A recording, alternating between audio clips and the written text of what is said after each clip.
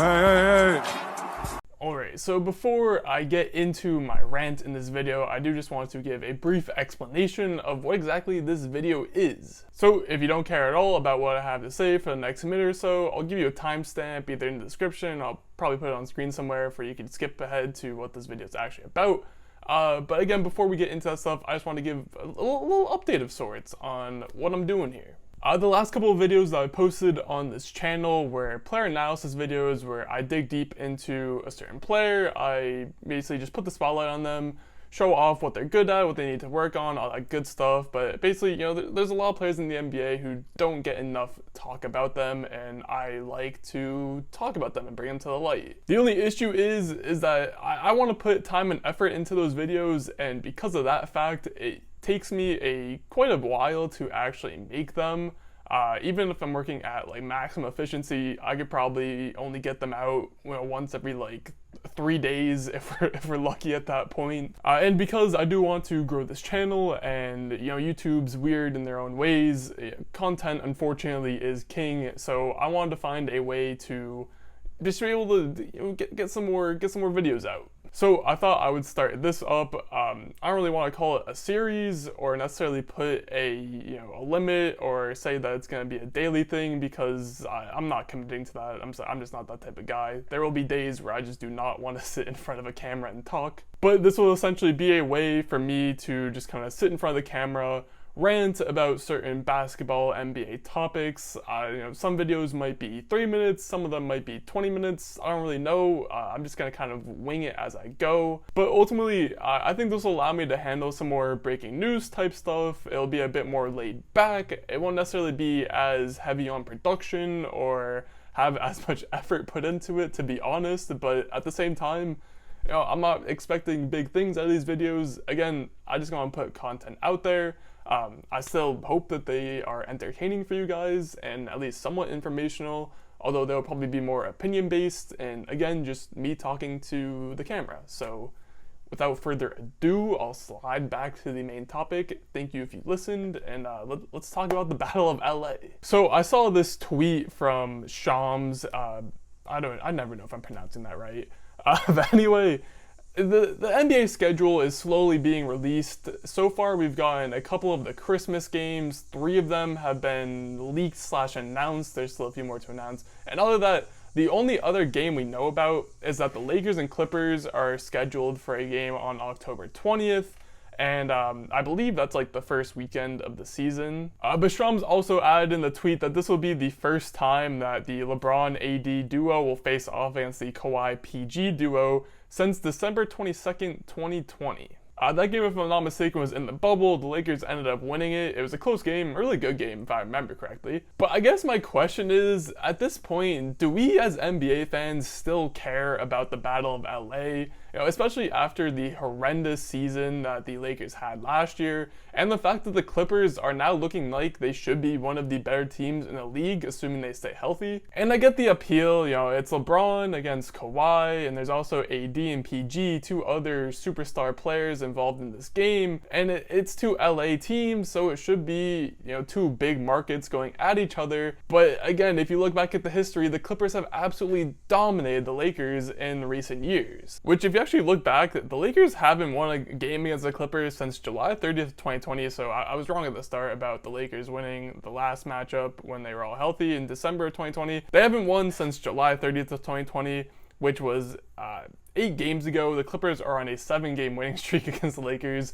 So there's that to factor in too, that there's a question of, is this even a rivalry anymore? Obviously, the Lakers went on to win the NBA championship in that 2020 season in the bubble, but since then it's been all downhill. And as for the Clippers, they've actually seen a lot more success.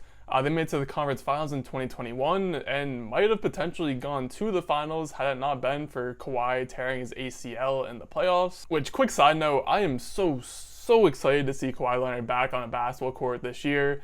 I really missed him last season, and again, going back to those 2021 playoffs, I know a lot of people have different opinions on the Suns in retrospect, looking back on that season, and a lot of people will debate whether the Suns were actually the best team in the West that year. I think they were. I know the Lakers were hurt, and Denver was hurt, and then the Clippers were hurt, but that Suns team was really, really good. And they were even good the next year, but we all knew what happened in Game 7. And I know hampering on injuries doesn't do a whole lot in retrospect, but if Kawhi had been healthy for that playoff series, I think there's a good chance we get a Bucks-Clippers finals in that year. And I don't know if they stop Giannis, who had an all-time series in that 2021 finals, but I think it definitely would have been at least a little closer than the Suns made it. I know they went to Game 6, but the Bucks dominated those last 4 games. Anyway, back to the main topic. I'm just not sure, I'm not sure why people should be excited for this big announcement. I mean, there's just so many other games on this schedule this season that I think people would be excited to hear about. I mean, even Lakers-Warriors opening night, I don't know if I'm excited for that, because the Lakers just aren't good right now. I mean, let's just take a second and just scroll through this roster they have right now. Obviously, LeBron, AD, two, I'd say at least top 15 players in the NBA still. LeBron has a good argument for being number 1. Anthony Davis has been injured a lot recently, so I mean, I don't care about rankings really, but AD's definitely up there when he's healthy. Westbrook, who knows what's up with Russell Westbrook at this point. From there, it's just people who I don't know if these guys are legitimate NBA starters. Talen Horton-Tucker has shown not a lot. Lonnie Walker's shown some flashes, but even on a really bad Spurs team, he was at best the 6th man. Who knows if Kendrick Nunn's recovered from stubbing his toe on that table last year. Stanley Johnson is alright, but not a starter. Damian Jones, Wenyen Gabriel, Thomas Bryant. I kind of like Thomas Bryant. Thomas Bryant should be solid. But out of the rest of these names, it's like Austin Reeves might be your next best player. And this Lakers roster just isn't good. I don't know when people are going to realize this.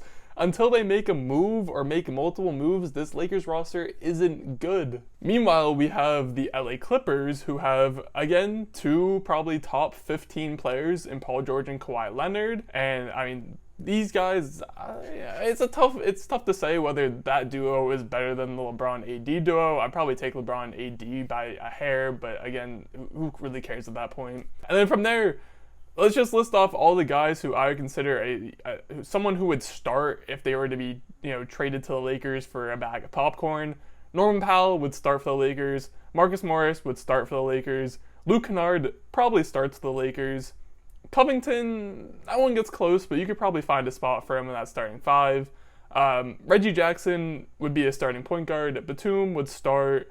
Zubac, you could even say he would start because for some reason the Lakers just love running double bigs with AD and some other center. I mean, heck, they won a championship with JaVale McGee and Dwight Howard as their center rotation, splitting starts. John Wall, even at his old washed up age, probably starts. Hell, even Terrence Mann could probably start on this current Lakers roster. So I'll ask it again because I'm genuinely curious, and I don't know how many people are gonna watch this video, but if you are at this point, I guess leave a comment. But are you guys actually excited for this, Battle of LA rehash, or are you like me and do you just only really care to see, I mean, LeBron's getting up there in age, he's almost done. I'm gonna appreciate every game he has left because we don't really know how many games he does have left. So I mean, for that reason, it'll be a cool watch. LeBron's always must-watch basketball, but hyping it up as this whole Battle of LA thing, unless we get these 2 teams in a playoff series together